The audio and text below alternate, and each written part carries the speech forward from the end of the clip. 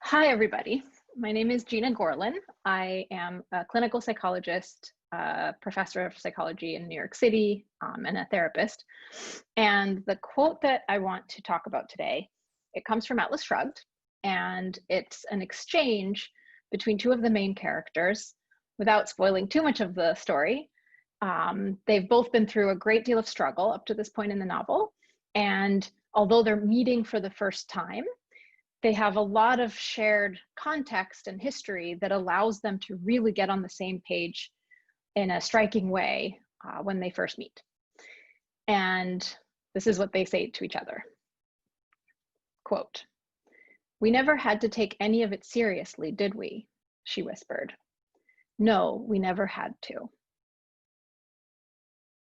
I was sort of this lonely, curmudgeonly teenager who was a little bit of an old soul, who didn't really know where I fit in.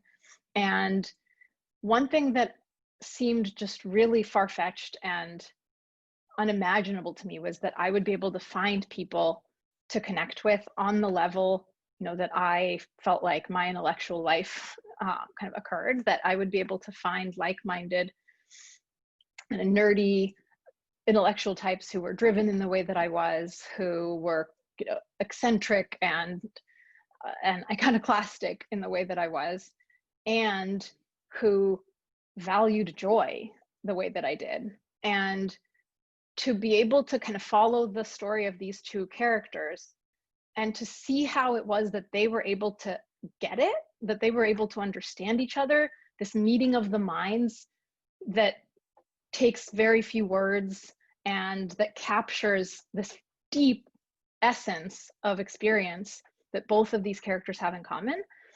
It was such a striking example to me that that kind of deep human connection is possible.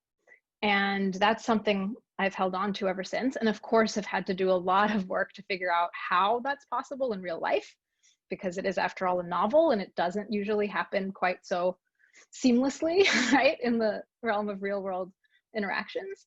But that fundamental example of connecting deeply around shared and earned understanding of what it means to live and to really care about one's life and to really value joy enough to fight for it. That's something that I've sought in my relationships ever since, and have remembered that quote periodically to help me hold on to it.